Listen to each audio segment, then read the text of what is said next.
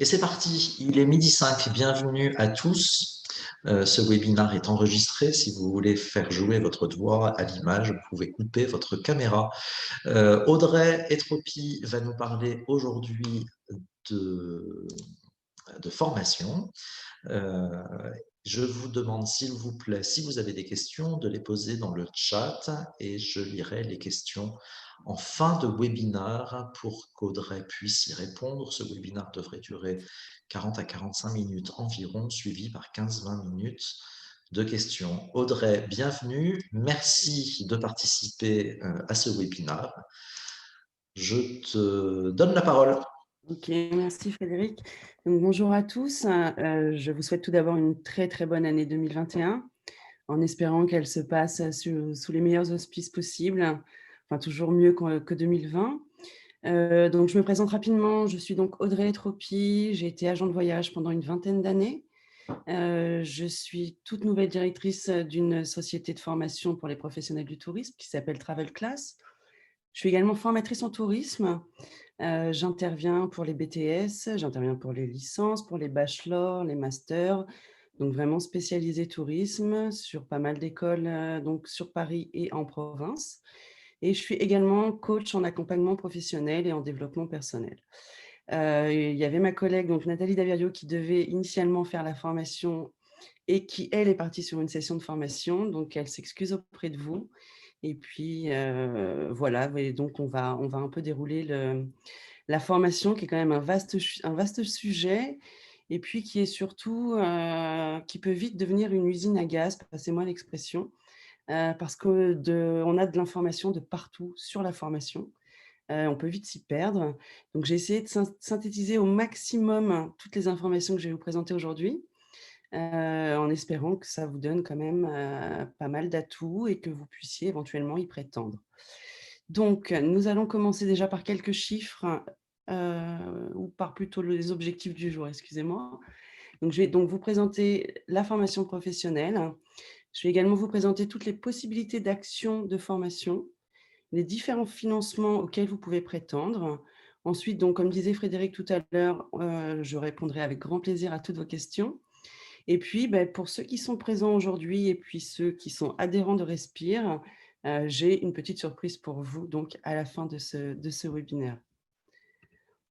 Donc, une phrase assez importante, qui m'aide moi très, très souvent et puis qui peut vraiment, créer une cohésion, hein, parce que se former, c'est aussi, aider les gens, aider les autres.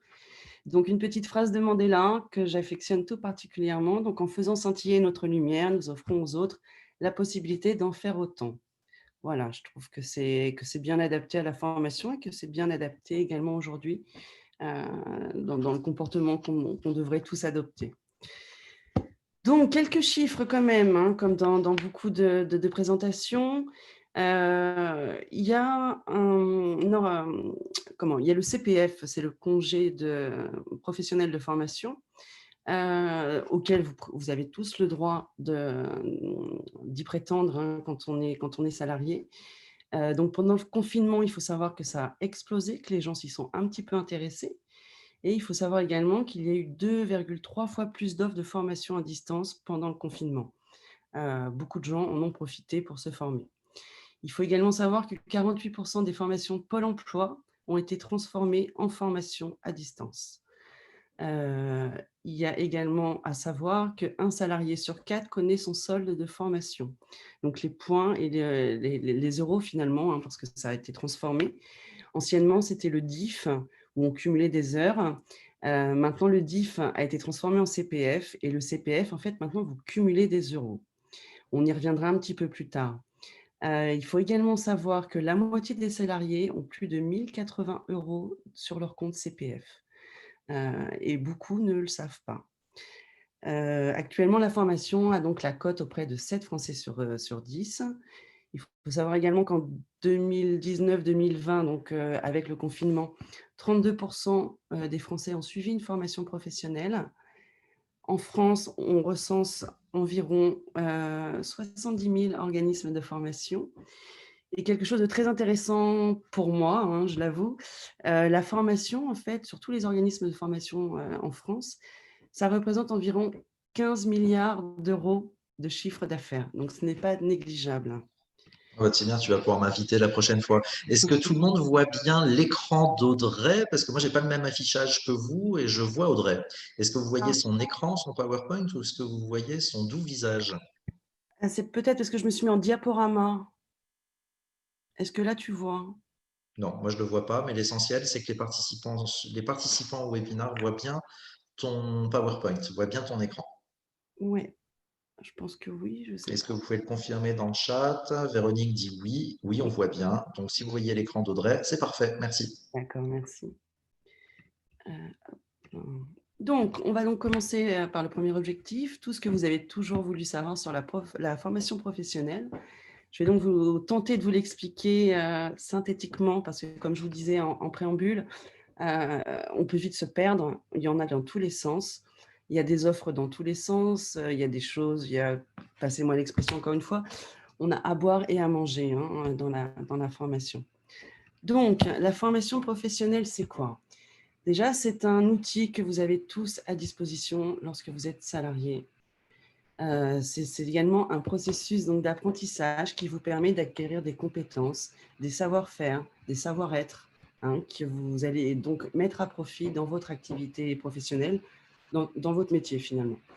Alors, on entend souvent formation professionnelle et on pense très, très souvent aux étudiants qui apprennent un métier. Il faut savoir également que tous les actifs qui souhaitent approfondir leurs connaissances, accroître leurs compétences, peuvent également prétendre à de la formation professionnelle. Le but étant donc d'élever sa qualification et de pouvoir évoluer au niveau professionnel. Du coup, il y a eu une loi qui a été mise en place donc, le 5 septembre 2018 qui a un petit peu révolutionné en fait le visage de la formation professionnelle en bien, rassurez-vous.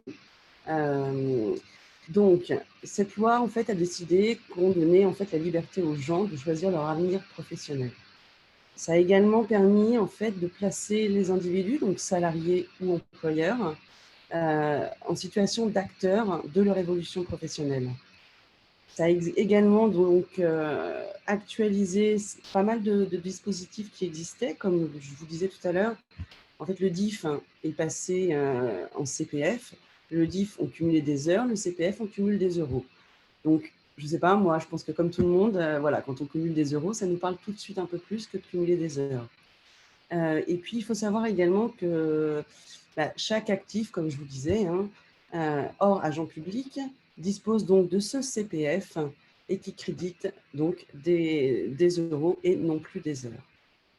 Au niveau des entreprises, au niveau des employeurs, parce que j'avais donc réalisé cette présentation à la fois pour les salariés et pour les employeurs, la loi en fait leur impose de contribuer donc au financement des formations professionnelles par une belle contribution financière qui est devenue unique et qui est en fait calculée par rapport à leur masse salariale.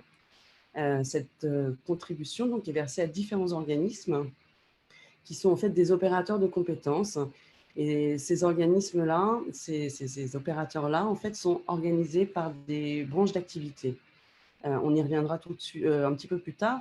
Il faut savoir que dans le tourisme, enfin tout du moins pour les agences de voyage, en fait, on travaillera très très souvent, enfin les employeurs, pardon, travailleront très très souvent avec l'Opco-Mobilité. Et puis, il faut savoir aussi, lorsqu'on est un employeur, qu'à partir de 2022, la contribution sera directement versée à l'URSSAF. Voilà, c'était donc le petit côté législatif de la chose, de la formation. Maintenant, la formation, en fait, propose des avantages aussi bien pour les salariés que pour les professionnels. Elle est mais vraiment d'actualité en ce moment avec cette fameuse crise que l'on connaît tous. C'est vraiment, la formation est vraiment au centre, en fait, de tous les défis économiques et sociaux actuels. C'est-à-dire que, voilà, enfin, il va y avoir deux axes, un pour les salariés, un pour les employeurs. Donc, pour les salariés, ça donne quand même la possibilité à chacun, alors bien évidemment indépendamment de son statut, donc d'accroître ses connaissances et ses compétences, d'augmenter son niveau de qualification et d'optimiser son évolution professionnelle. De faire tout ça, ça va également lui procurer en fait la possibilité de gagner en autonomie dans son travail, de gagner en responsabilité également, afin d'obtenir une petite augmentation de salaire, hein, qu'on prend au passage, c'est jamais négligeable. Et en fait, cette augmentation, il pourra l'obtenir suite aux nouvelles compétences qu'il aura développées, en fait, la formation qu'il aura suivie. Et puis, il faut également savoir que, bon, on est formé avec l'aide éventuellement de son employeur, avec de sa société. Et puis, si jamais on veut changer de société, d'employeur, qu'on veut aller voir ce qui se passe ailleurs, la formation, c'est également un excellent argument lorsqu'on cherche un emploi, parce qu'on est capable de prouver qu'on a suivi telle ou telle formation et que par rapport au départ de son activité, enfin de son expérience professionnelle, et ben voilà, on a pris de la compétence, on a pris de la connaissance, et cette compétence et cette connaissance, finalement, ça se monétise très facilement. Voilà. Et puis, je vous invite réellement à le faire. Pour les entreprises, donc pour les avantages hein, de la formation professionnelle, il faut déjà savoir que c'est un levier vraiment important au niveau de la compétitivité, au niveau de la transformation. Et puis, c'est vraiment, vraiment d'actualité aujourd'hui.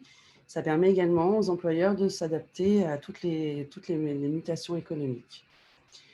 Les avantages de la formation aussi pour les entreprises, ça aide à fidéliser ses salariés et puis de limiter le turnover, hein, parce que dans beaucoup, beaucoup d'activités, dans le tourisme, hein, parce que comme je vous dis, j'ai été quand même agent de voyage pendant pas mal d'années, c'est vrai que beaucoup d'employeurs ont un turnover assez important.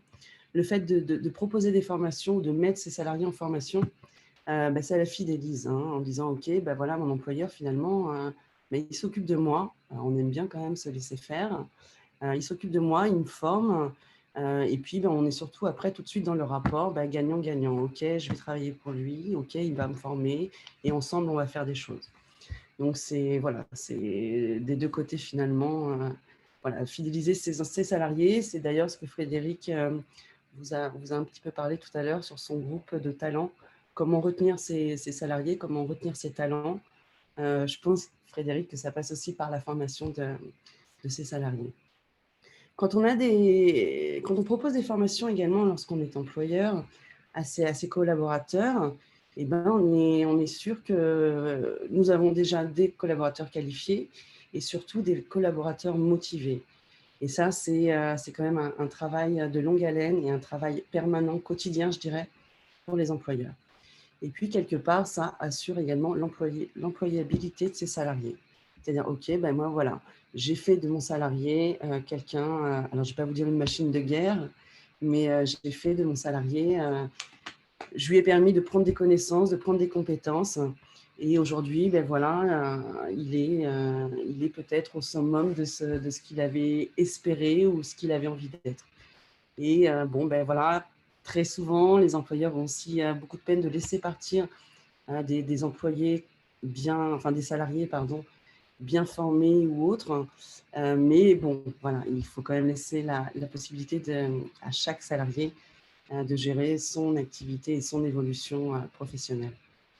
Ça permet également pour les employeurs de mettre ses salariés en formation professionnelle, d'anticiper certaines avancées technologiques, de rester dans la compétition, dans la compète auprès de leurs concurrents. Ça permet également de rester un petit peu en avance, de rester en avance clairement sur les différents marchés. Ça peut également attirer des jeunes et des cadres qui sont relativement sollicités. Et là, je ferai tout de suite le parallèle avec la proposition qui suit. Le tourisme, comme d'autres domaines, ça reste un petit milieu. Et quand on sait qu'une entreprise met tout en œuvre pour former ses salariés, ça se sait. Et du coup, l'image de la société, l'image de l'entreprise est tout de suite... on crée une excellente image, une très, très bonne image extérieure de son entreprise en disant, OK, on va prendre le cas d'une agence de voyage. Dans cette agence-là, le directeur, en fait, a fait énormément de choses pour ses salariés et il leur permet de suivre des formations. Du coup, beaucoup de personnes se disent, OK, c'est plutôt sympa. Moi, de mon côté, mon directeur fait rien. OK, je vais essayer de postuler et peut-être que j'aurai le droit également à une formation. On va descendre gentiment jusqu'à l'objectif numéro 2, à savoir qu'il existe différentes actions de formation. Alors, avant toute chose, quand on se dit: «OK, je voudrais faire une formation», alors très souvent, on ne sait pas où aller, on ne sait pas à qui s'adresser, on ne sait pas, si notre employeur est d'accord ou autre. Déjà, il faut faire ce que j'appelle un état des lieux, donc un petit prérequis est à faire, préparation en fait du projet. Déjà, vous allez lister quelles sont vos compétences métiers. Aujourd'hui, qu'est-ce que je sais faire? Heu, Comment je pourrais développer d'autres connaissances, d'autres compétences? Comment, en développant toutes ces compétences, je pourrais, travailler l'évolution professionnelle? Comment je pourrais évoluer professionnellement? En sachant tout ça, heu, quelle formation serait éventuellement également, adaptée à mon entreprise? Et puis vous allez demander, et vous allez chercher et vous allez tomber sur des portes fermées parce que clairement, il y a, comme je vous disais tout à l'heure, à boire et à manger. Et quelles sont les possibilités de formation individuelle? Donc en fait, le CQFD que je vous ai indiqué, c'est pas ce qu'il faudrait développer, c'est ce qu'il faut développer. En fait, vous devez créer déjà votre projet de formation. Je veux dire, c'est la base de tout.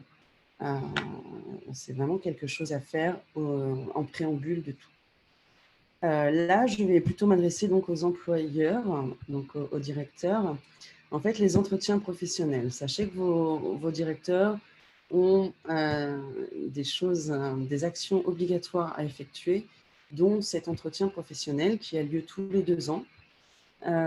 Donc lorsque vous avez préparé votre projet de formation, c'est à ce moment-là que vous devez échanger donc avec votre employeur.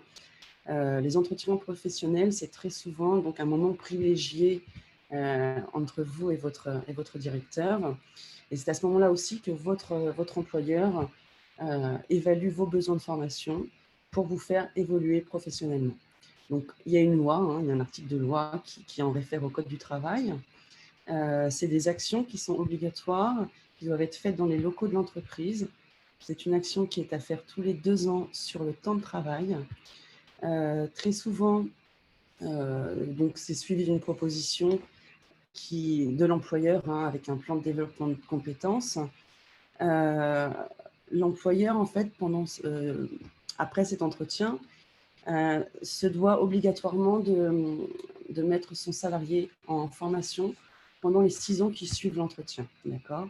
Donc soit lui proposer une formation, soit lui proposer une VAE. VAE, on y reviendra.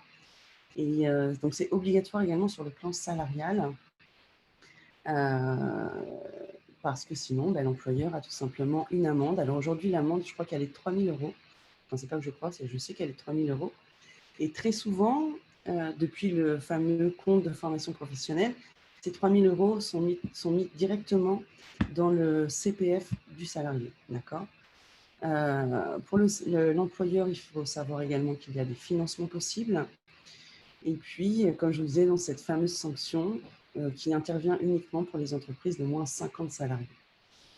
C'est important aussi bien pour les employeurs de faire ces entretiens que pour les salariés, parce que pour les salariés, ça vous permet également de vous situer en fonction des remarques, en fonction des discussions que vous avez avec votre employeur. Donc ça, c'est le petit côté employeur. Je me permets Euh, juste d'ajouter un petit paragraphe là-dessus. Cet entretien professionnel qui a lieu tous les 2 ans, qui doit avoir lieu tous les 2 ans, n'a rien à voir avec l'entretien annuel ou entretien d'évaluation ou entretien dit de progrès. L'entretien de progrès, l'entretien annuel, il est fait en général avec son manager direct.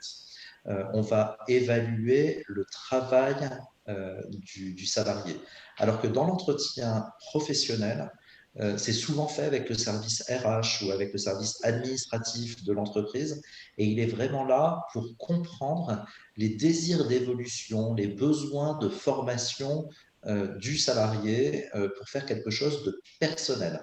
On ne dit pas dans un entretien professionnel, tu sais faire ça, tu sais pas faire ça, il faut que tu t'améliores là-dessus. Donc ça, c'est vraiment un point super important et c'est un point qui est assez méconnu des employeurs. J'ai suivi une formation, moi je suis employeur, j'ai suivi une formation là-dessus seulement l'année dernière, alors que l'entretien professionnel enfin, ça existe depuis 4 ou 5 ans déjà.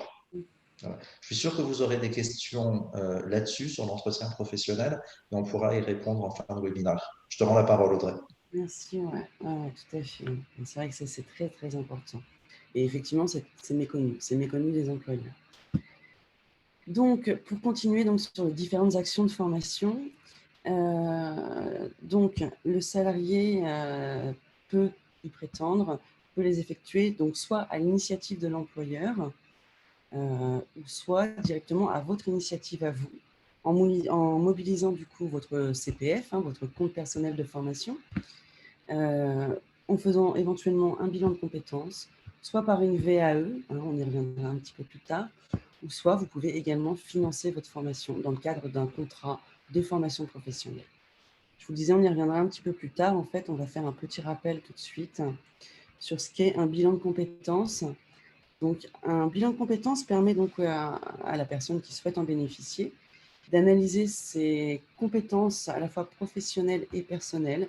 C'est là que vous allez voir ce que vous connaissez, ce que vous savez faire. Vous pouvez également, à ce moment-là, voir vos aptitudes. Est-ce que je suis faite pour ça? Est-ce que je suis faite pour ça? Vous avez quelqu'un en face, hein, qui répondra et qui vous guidera finalement dans ce bilan. On verra également vos motivations. OK, vous avez très envie de faire ça. OK, mais votre envie, elle va jusqu'où? Parce que parfois, on a très envie, puis quand on nous présente les choses, on a déjà moins envie. Mais surtout, ça vous aidera à définir votre projet professionnel ou votre projet de formation. Très souvent, un bilan de compétences, ça peut durer entre 1 et 2 ans, hein, clairement. Et puis, c'est souvent précédé en fait d'une action de formation, parce que vous avez finalement compris, vous avez évalué le fait que une formation serait vraiment la bienvenue à la suite de ce bilan de compétences. Ensuite, vous avez donc la validation des acquis de l'expérience.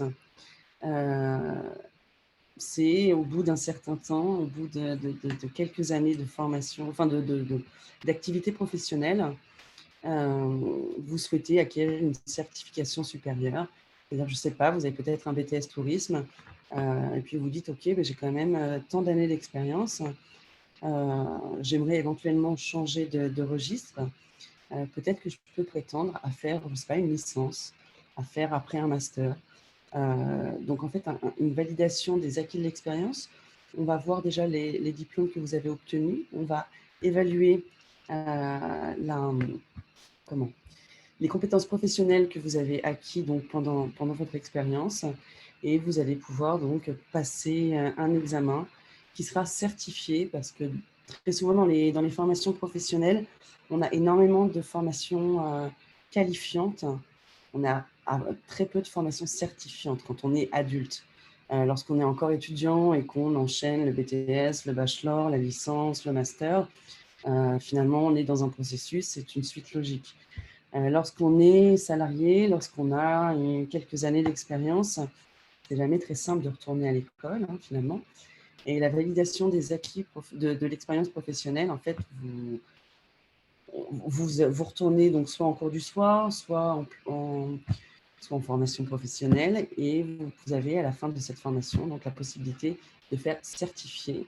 Et en faisant certifier, vous avez en fait le BTS ou la licence ou autre. Je vois qu'avec nous, il y a Lily. Lily, c'est une des élèves que j'ai eue dans un centre de formation professionnelle il y a 2 ans maintenant. Lily, elle avait, je me permets d'en parler un petit peu. Lily, elle avait 60 ans, elle était dans le journalisme.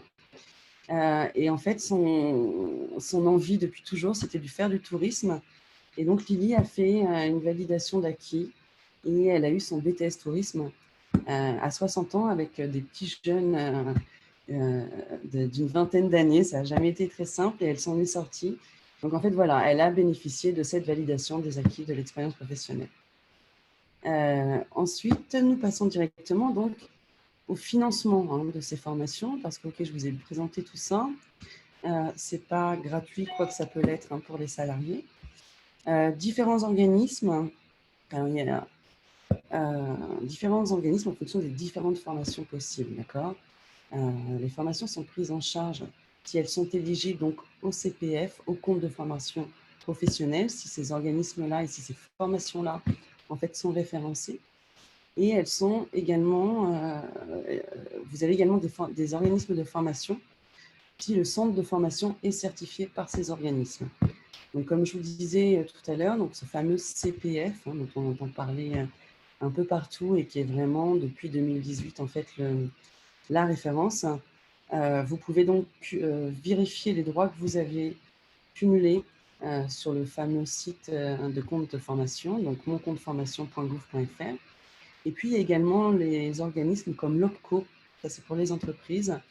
Et donc, pour les agences de voyage, l'OPCO concerné, c'est l'OPCO Mobilité. Je reviens sur le compte le compte personnel de formation. Il est donc utilisable par tous les salariés tout au long de sa vie, d'accord, sa vie active, y compris lorsque malheureusement vous vous retrouvez au chômage. Et donc, il est utilisable aussi bien pour une formation qualifiante que certifiante. Comme je vous disais précédemment, le CPF en fait, a remplacé le DIF depuis donc, 2018. Ce qu'il faut savoir, c'est que toutes les heures que vous avez cumulées sur le DIF ne sont pas perdues. On les transforme, elles sont transformées directement sur le CPF. Et donc, le DIF, ça remonte à quelques années. Donc, je vous conseille quand même réellement d'aller sur le site de mon compte formation. Mais sachez que toutes les heures cumulées en DIF sont encore transformables en CPF jusqu'au 30 juin 2021. Donc, je vous conseille vraiment vivement d'aller sur le site de mon compte formation. Il est possible d'utiliser donc ce compte formation hors temps de travail, d'accord? Donc, vous pouvez l'utiliser sans faire la demande auprès de votre employeur. Et ça, c'est quelque chose de nouveau parce qu'à l'époque, ce genre de formation, lorsque c'était le DIF, il fallait toujours demander l'autorisation à son employeur. Pour les formations sur le temps de travail, un accord avec l'entreprise sera nécessaire. Et pendant cette formation, sachez que la rémunération de votre salarié sera maintenue. Okay, donc, votre employeur va vous mettre en formation et malgré tout, vous aurez votre salaire à la fin du mois. Il faut savoir également qu'une personne salariée à temps plein alimente son CPF, donc son compte personnel de formation, de 500 € par année travaillée. Le montant de ce fameux CPF est plafonné, à part pour quelques exceptions, à 5 000 € lorsque malheureusement les personnes ont très peu de bagages, ont très peu de formation. Le CPF peut aller jusqu'à 8 000 €. Il faut savoir également que si le coût de la formation que vous souhaitez faire est supérieur aux droits que vous avez acquis, d'accord, vous pouvez soit le compléter en fonds propres, mais l'employeur peut également en fait faire des abondements qui peuvent intervenir pour compléter donc la réalisation de cette formation. Les abondements, oui, c'est ça. Finalement, ce sont des dons qui sont faits directement au CPF. Okay. Je vais également vous présenter donc l'OPCO Mobilité. Il faut savoir que sa mission première, en fait, c'est d'apporter un service de proximité au bénéfice des petites entreprises, des moyennes entreprises. Ça permet d'améliorer en fait toutes les informations et l'accès des salariés aux différentes entreprises de formation professionnelle. Ça permet également d'accompagner en fait les entreprises, d'analyser leurs besoins en matière de formation professionnelle. Et tout ceci, en fait, en fonction des mutations économiques et technologiques du secteur d'activité. Donc, autant vous dire qu'actuellement, j'invite réellement tous les employeurs à contacter leur OPCO Mobilité parce qu'il y a énormément de choses qui sont mises en place malgré tout actuellement pour le domaine du tourisme. Et je pense que certains employeurs ne sont pas au courant de tout ce qui peut se faire. Et franchement, je pense que voilà, vous pouvez quand même apprendre énormément de choses. Donc, je vous ai remis en fait le comobilité donc pour la branche des agences de voyage. Voilà. Donc, vous pouvez tout de suite vous rendre sur leur site. Donc là, je vous parlais en fait de tout ce qui était possible pour les salariés. Et sachez qu'il existe également d'autres organismes. Pour les chefs d'entreprise, vous avez le FAF, donc le Fonds d'assurance formation. Vous avez le FNE, Fonds national de l'emploi. Vous avez Pôle emploi aussi, pour tout ce qui est création ou reprise d'entreprise. Donc qui vous donnera également des informations sur le CPF, les financements personnels également. et les entreprises pour des actions de formation en interne, parce que les employeurs peuvent également faire intervenir des organismes de formation dans leurs agences ou chez le tour opérateur ou dans vos entreprises. Et bien ça, vous pouvez également avoir l'accord du salarié et ça peut également donner, enfin ça peut ouvrir, abonder comme on dit, au CPF via vos OPCO. Donc ça concernait exclusivement les employeurs. Alors, j'avais prévu en fait, donc maintenant les questions-réponses, mais on va les faire un petit peu plus tard. On va passer finalement de l'objectif 4 à l'objectif 5, à savoir que pour tous les adhérents de Respire, comme je vous disais au début, j'ai une petite surprise pour vous. Après, on passera aux questions-réponses avec grand plaisir.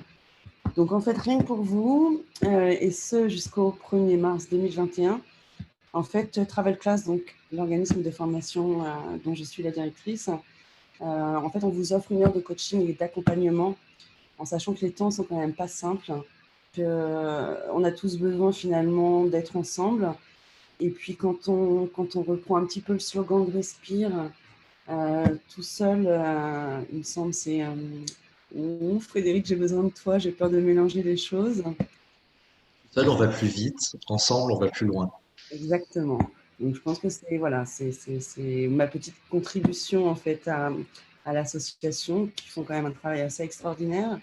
Et puis, ben, ça permet également de vous faire bénéficier de cet accompagnement. Donc Merci maintenant, beaucoup, Audrey et Nathalie, pour ce cadeau. ben, je vous en prie, c'est avec grand plaisir. Donc maintenant, écoutez, je suis disponible, je pense qu'avec Frédéric également, pour répondre à toutes vos questions. Je vous propose tous d'ouvrir vos micros, éventuellement vos caméras. On est peu nombreux, donc ça ne sera pas la cacophonie. Je vous avais demandé de poser des questions dans le chat, mais en fait, vous pouvez y aller. Sentez-vous libre.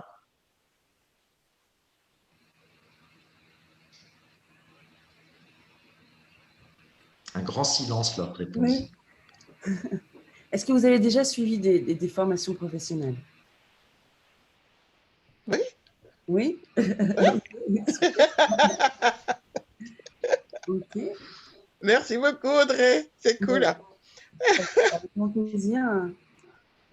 Et nos autres amis, alors est-ce que vous avez déjà eu pendant votre carrière professionnelle l'opportunité de suivre une formation?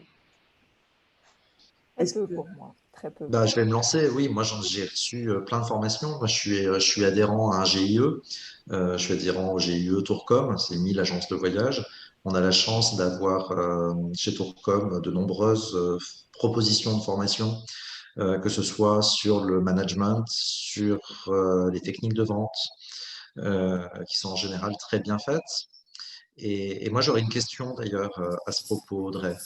Il y a Nous, employeurs, on est très souvent sollicités par des entreprises de formation.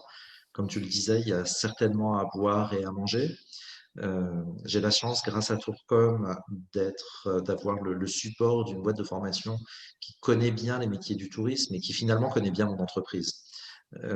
Comment on peut juger, comment on peut sélectionner la bonne entreprise de formation par rapport à ses besoins quand on est employeur?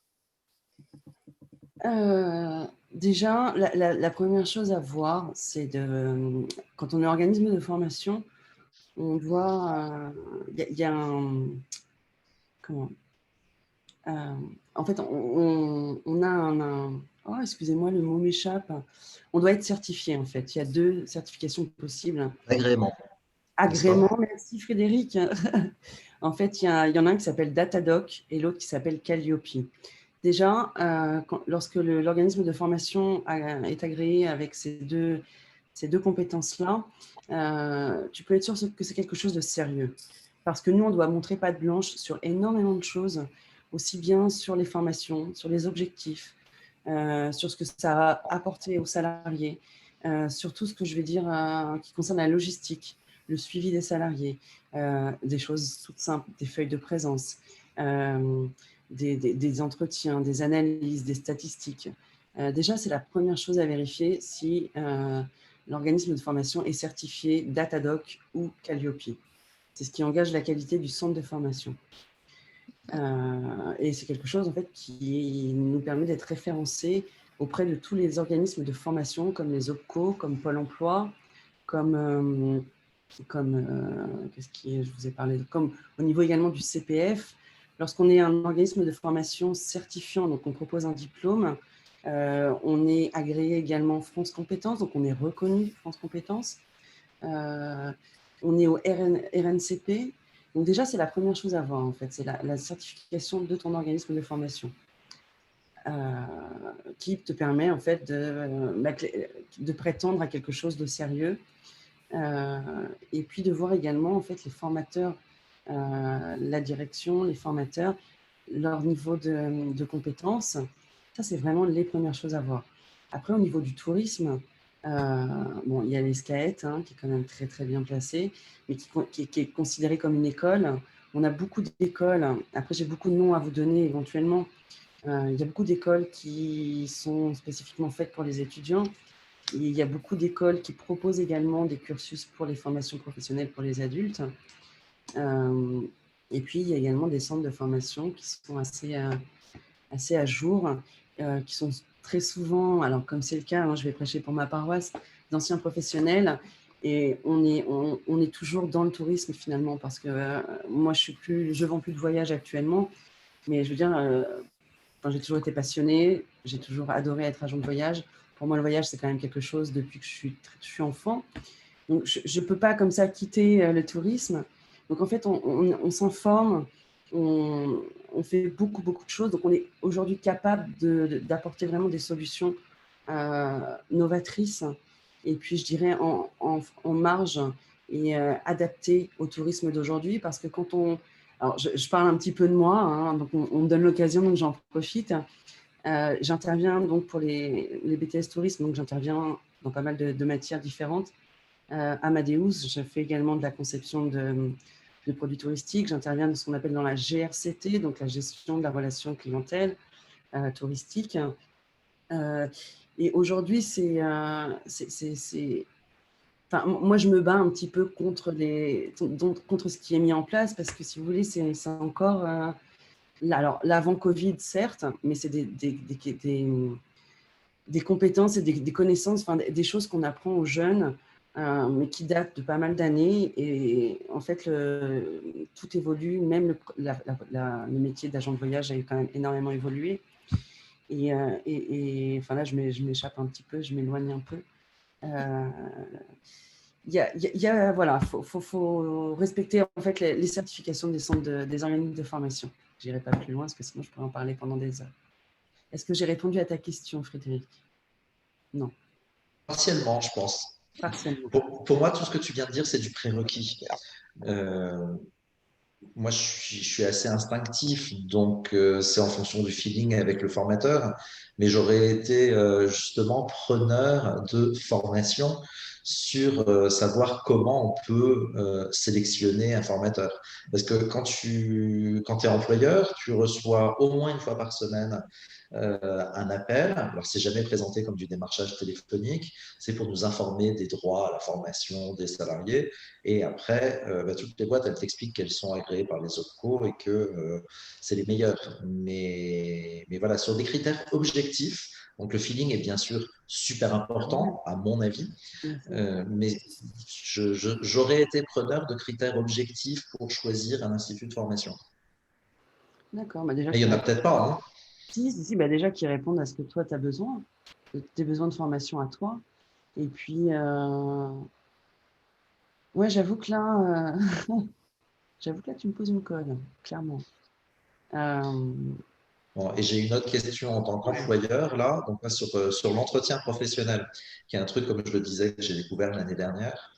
Euh, le, on a un devoir dans notre responsabilité sociale, quand on est employeur, qui est d'accompagner le salarié dans sa progression. J'ai été plusieurs fois, donc même si c'était une minorité de salariés, j'ai été plusieurs fois confronté à des salariés qui me disaient, mais moi, mon job me plaît, j'ai pas du tout envie d'évoluer, ça ne m'intéresse pas d'avoir une formation. J'ai une collaboratrice un jour qui m'a dit, tu sais, si un jour tu veux te débarrasser de moi, tu m'imposes une formation Excel. je partirai tout de suite parce que je ne veux pas en entendre parler. Alors que Excel aurait été quelque chose de très bénéfique pour elle, puisque elle devait faire des calculs. Est-ce qu'il y a une solution miracle pour donner envie à un salarié d'évoluer et de se faire former? Alors, oui, financièrement parlant déjà, hein, en disant à ton employé, bah, OK, je te propose cette formation-là, et puis si jamais tu vas au bout des choses, et ben, peut-être que voilà, tu auras une augmentation, le truc bête et méchant finalement. Donner envie, ben, je pense que là actuellement, surtout dans le milieu du tourisme et des agences de voyage, peu d'offres d'emploi. Tu peux éventuellement parler d'un espèce de partenariat. Tu peux éventuellement, je ne sais pas moi, donner un pourcentage de la société à ton employé en disant, OK, moi je te propose ça dans un premier temps, est-ce que tu veux te réaliser? Est-ce que tu veux éventuellement obtenir un certain pourcentage je te propose d'avoir un certain pourcentage de l'entreprise, mais par contre, voilà, il faut que tu fasses ça, il faut que tu fasses ça, il faut que tu suives cette formation-là. Quelque part, la personne se sent plutôt honorée, se sent plutôt motivée. Tu lui permets d'évoluer finalement comme ça. Il existe plein d'autres choses. Tu dis, voilà, moi, aujourd'hui, je ne sais pas, alors je ne sais pas toi, Frédéric, mais ma société n'est absolument pas digitalisée. Je sais que c'est quelque chose qui t'attire. Toi, tu es à fond sur toutes les technologies ou autres. Je te propose de suivre une formation sur le digital parce que je compte ouvrir un service digital, parce que je compte ouvrir des produits en ligne, parce que voilà. C'est à l'employeur aussi d'être fort de proposition finalement. Mais bien sûr, il y a beaucoup, beaucoup de solutions comme ça. Je te permets, enfin, je ne sais pas, il y a alors je prends toujours ton exemple parce que je te connais bien. Hein. Je sais que tu as plusieurs chefs de produits sur plusieurs destinations. Il y a un de tes chefs de produits qui commence à s'ennuyer sur une de ces destinations. Je sais pas, ça fait peut-être 5 ans, 6 ans, 7 ans qu'il est là, qui dit, écoute, moi j'ai entendu parler de cette destination-là, j'y étais l'été passé, j'y ai passé pas mal de temps, je suis à fond, j'ai envie d'eux. Est-ce que tu me donnerais les moyens de me former pour pouvoir développer cette formation-là? Ça va t'apporter, il va faire des ventes, ton chiffre d'affaires va grossir. Ça peut être aussi des rapports comme ça. Voilà. Il y a encore plein de possibilités. Hein. Justement, pour les salariés qui nous écoutent, là, vous avez toutes les clés aussi pour convaincre vos employeurs de vous accorder une formation. Je Exactement. voulais juste ajouter, Frédéric, que moi aussi je suis chef d'entreprise, une très petite entreprise, mais je partage tout à fait tes questions et tes interrogations, effectivement, sur la question d'abord de trouver la formation qui va vraiment être utile et qui va permettre de gagner vraiment en efficacité, quoi, d'avoir vraiment un retour sur investissement pour le salarié. Je trouve que c'est vraiment aujourd'hui la difficulté principale. Quand on était en période de pleine charge, on était tellement à flux tendu que de toute façon, dégager un salarié pour quelques heures de formation, c'était quand même compliqué à trouver dans des emplois du temps. Et puis les moments où justement c'était un peu plus calme, le salarié nous répondait, mais attends, c'est un peu plus calme, je vais enfin avoir le temps de faire des choses que je n'ai pas le temps de faire d'habitude, ou bien de souffler un peu. C'est pas pour rembrayer sur une formation qui va mobiliser encore du temps où je vais devoir être très, très attentif. Il y a effectivement cette motivation aussi aux salariés salariés qui, certains sont quand même en grande partie quand même en chômage partiel depuis le mois de mars, donc à un moment, il faut bien les remettre au travail et leur dire, voilà, le contexte a évolué. Moi, je suis aux manettes depuis la mi-mars à fond pour pouvoir continuer à survivre dans les conditions actuelles. Ça serait bien que tu me formes parce que le métier a évolué, parce que les choses ont changé. Tout ça, c'est quand même c'est vrai, des vraies questions qui se posent. Et donc, je partage tout à fait vos interrogations. C'est pour ça que c'est intéressant de vous entendre tous aujourd'hui. Merci. Ouais, Véronique, tu sais, je me permets de te tutoyer. Bien sûr. Comme je présentais tout à l'heure, avant de voir les différentes actions de formation, je proposais donc aux salariés en fait, de préparer le plan de formation. Alors, ça n'engage que moi, c'est mon avis, je pense que les chefs d'entreprise doivent également, enfin, je pense que, bon, là, aujourd'hui, actuellement, vous faites au jour le jour. Peut-être que vous avez envie de prendre une nouvelle dynamique. Peut-être que c'est à vous aussi de préparer éventuellement votre besoin en formation et ensuite pouvoir éventuellement le proposer à vos salariés en disant, voilà, la société va peut-être partir dans ce sens-là ou dans ce sens-là ou dans ce sens-là. Moi, j'aimerais que toi, tu fasses cette formation-là pour pouvoir m'aider à faire ça ou pour pouvoir faire ouvrir ce service-là. Je pense que ça peut être bien aussi que les employeurs réfléchissent à ça. Je ne sais pas ce que tu en penses. Ah, moi, j'en suis convaincue, effectivement. La seule chose après, c'est d'aller chercher, La formation. c'est d'aller chercher la formation et de trouver, et je rejoins tout à fait ce que disait Frédéric tout à l'heure, c'est qu'effectivement, des offres de formation mirobolantes, on en reçoit tout le temps. Ils sont tous plus performants les uns que les autres. Derrière, celle qui va vraiment apporter du contenu qui va permettre, lors de la reprise, de répondre aux nouvelles attentes, c'est ça la question, c'est où trouver le bon organisme avec un catalogue, si je puis dire, qui soit adapté à ce dont on a besoin. Alors, sachant très bien que dans une formation, il y a toujours à prendre et à laisser, mais enfin, il faut quand même qu'il y ait le maximum à prendre et le moins possible à laisser, sinon ça va pas… Oui, tout à fait, je comprends complètement, c'est ce que disait Frédéric tout à l'heure. Déjà, un organisme de formation qui vous appelle comme ça, donc peut-être que j'ai une réponse potentielle. De toute façon, moi, j'ai horreur du démarchage en soi, donc de toute façon… Mais par contre, l'organisme de formation qui vous propose un diagnostic de vos besoins et qui est capable de personnaliser la formation à vos attentes, je pense que ça, déjà, c'est pas tout le monde qui le fait. Parce qu'on va vous proposer la formation, ok, super, ok, formation. Est-ce que c'est vraiment est-ce que dans cette formation, vous allez avoir besoin de toutes les compétences qu'elle propose? Pas forcément. Par contre, de la personnaliser, de l'adapter à ce que vous avez besoin. Effectivement, il y a très peu d'organismes de formation qui le font. Et je pense que c'est une des bases pour nous, centres de formation, à faire, de personnaliser et déjà d'établir un diagnostic avec l'employeur pour pouvoir ensuite voir éventuellement pour les salariés, hein, en disant peut-être que cette personne peut prétendre à cette formation. J'ai décidé de miser sur lui, je vais lui permettre et puis je pense que voilà, il va apporter à l'entreprise. Donc là, dans ce cas-là, le retour sur investissement, il est excellent, quoi. Effectivement, c'est intéressant, tout à fait. Je ne sais pas, Frédéric, qu'en penses-tu? Ah bah, sur mesure forever, hein, tu me connais. Sur mesure forever. Non, je pense que c'est, voilà, les centres de formation, de toute façon. Alors, vous, en tant qu'agence, alors je me mets dedans parce que je ne peux pas lâcher comme ça, comme je vous disais. Il faut toujours s'adapter, il faut toujours voir devant. Et puis, de toute façon, actuellement, on n'a pas trop le choix. La personnalisation de tout, le sur-mesure de tout. Et en fait, alors, pour faire un petit parallèle avec mes élèves, enfin, mes étudiants, parce que vous savez, avoir 20 ans aujourd'hui, c'est quand même pas simple. Et puis, avoir 20 ans et entre une formation de tourisme, c'est encore moins simple, hein, parce que pour eux, c'est le tourisme est mort. Donc, de les motiver, c'est vraiment une tâche compliquée. Mais je n'arrête pas de leur dire, voilà, continuez si vous pouvez vos études.